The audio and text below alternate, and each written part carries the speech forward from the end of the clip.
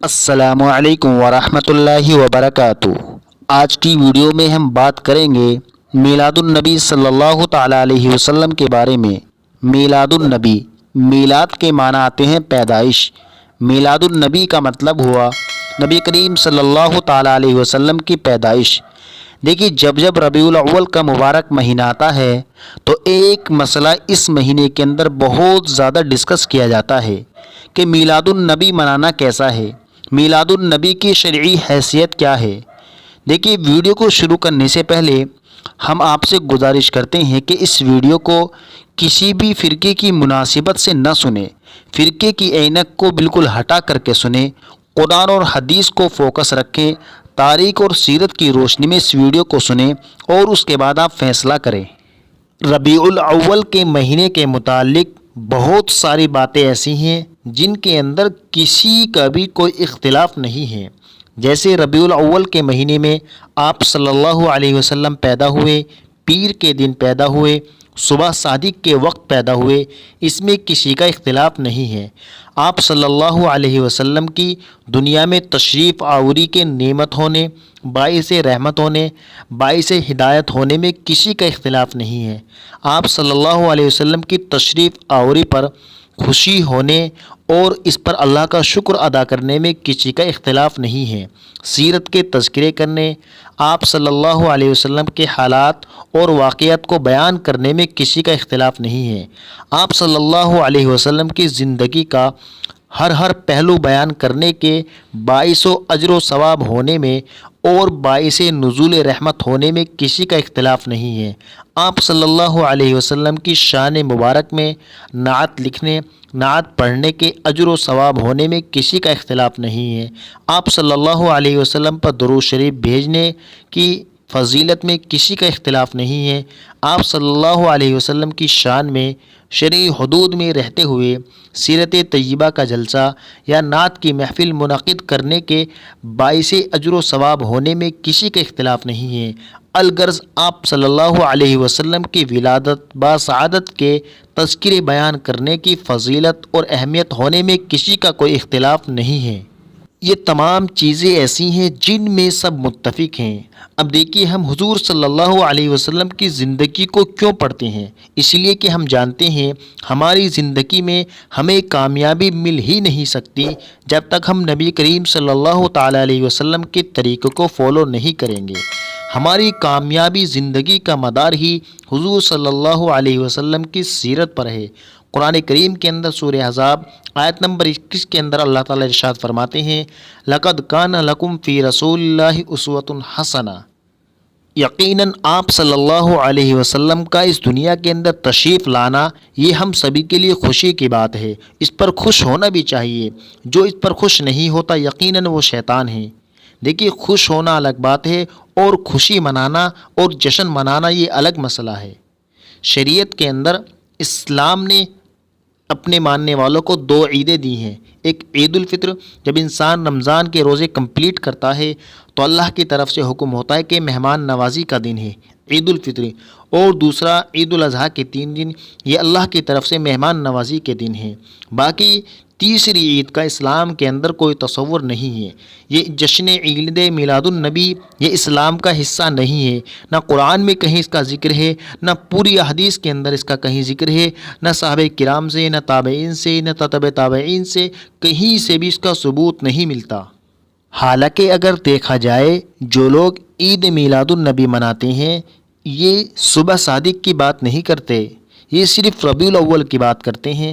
حالانکہ 3 چیزیں الگ الگ ہیں۔ آپ صلی اللہ علیہ وسلم صبح صادق کے وقت پیدا ہوئے، اس کو سب مانتے ہیں۔ آپ صلی اللہ علیہ وسلم پیر کے دن پیدا ہوئے، اس کو بھی سب مانتے ہیں۔ لیکن یہ جو 12 کو مناتے ہیں، 12 ربیع الاول کو، اس کو سب نہیں مانتے۔ جو لوگ عید میلاد النبی مناتے ہیں ان کے خدا کا جس کو یہ لوگ مانتے ہیں، امام احمد رضا خان بریلوی صاحب، انہوں نے اپنے فتاویٰ کے اندر خود لکھا ہے کہ آپ صلی اللہ علیہ وسلم کی ولادت کی تاریخ 8 ربیع الاول ہے اور وفات کی تاریخ 12 ربیع الاول ہے، اور یہ 12 کو جشن عید میلاد النبی مناتے ہیں۔ اب دیکھیے، یہ خود ان کی بات نہیں مانتے جن کو یہ لوگ خود فالو کرتے ہیں۔ اور اگر ان سے دلیل مانگو تو یہ قرآن کی 2-3 آیتیں اس سلسلے میں پیش کر دیتے ہیں، لیکن اگر آپ مکمل تفسیروں کا مطالعہ کریں تو آپ کو معلوم ہو جائے گا کسی بھی صحیح حدیث کے اندر ان آیتوں کی وہ تشریح مراد نہیں ہے جس آیتوں کی تشریح سے یہ میلاد نبی مراد لیتے ہیں۔ یعنی کسی بھی صحیح تفسیر کے اندر جن آیتوں کو یہ عید میلاد النبی کے متفق ہونے میں دلیل بنا کر پیش کرتے ہیں، ان آیتوں کی تشریح کسی بھی مفسر نے عید میلاد النبی کے نام سے نہیں کی۔ اور اگر ان سے کوئی ٹھوس ثبوت مانگو، ٹھوس دلیل مانگو تو یہ کہہ دیتے ہیں کہ آپ بھی تو بہت سے دن تاریخ متعین کرتے ہیں، آپ جلسے جلوس کرتے ہیں، محفلیں لگاتے ہیں، آپ بھی تو ان کی تاریخ متعین کرتے ہیں۔ تو اس کا جواب یہ ہے کہ ہم ضرور تاریخ متعین کرتے ہیں، لیکن ہم اس کو واجب اور فرض نہیں مانتے۔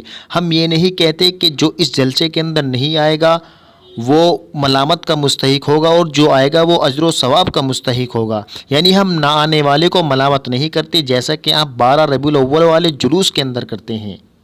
اور اگر آپ ان سے یہ کہو کہ اس سلسلے میں کوئی دلیل دکھاؤ تو یہ کہتے ہیں کہ آپ منع دکھاؤ، یعنی آپ صلی اللہ علیہ وسلم نے عید میلاد النبی کے جشن منانے سے منع کیا ہو تو یہ کہتے کہ منع دکھاؤ۔ ارے بھائی، منع تو تب دکھائیں گے جب حضور صلی اللہ علیہ وسلم کے زمانے میں کوئی کرتا ہوگا اور اللہ کے نبی نے اس کو منع کیا ہوگا۔ اس کو آپ ایک مثال سے سمجھیے۔ ایک آدمی ہے، اس نے وہ کام نہیں کیا، اس کی اولاد نے بھی نہیں کیا، اور اس کے پڑپوتے وہ کام کرنے لگے، غلط کام کرنے لگے۔ اب کوئی اس سے کہے کہ بھئی تو یہ کام کیوں کر رہا ہے، تو وہ کہے کہ منع دکھاؤ۔ ارے بھائی، جب تو اپنے دادا کے ٹائم میں موجود نہیں تھا تو وہ منع تجھے کیسے کرتے؟ یہ چیز تو بعد میں کر رہا ہے۔ تو اسی طریقے سے اللہ کے نبی کے سامنے صحابہ کرام کے زمانے میں کام کسی نے نہیں کیا، یہ تو بعد کی ایجاد ہے۔ اگر کرتے تو اللہ کے نبی منع بھی کرتے۔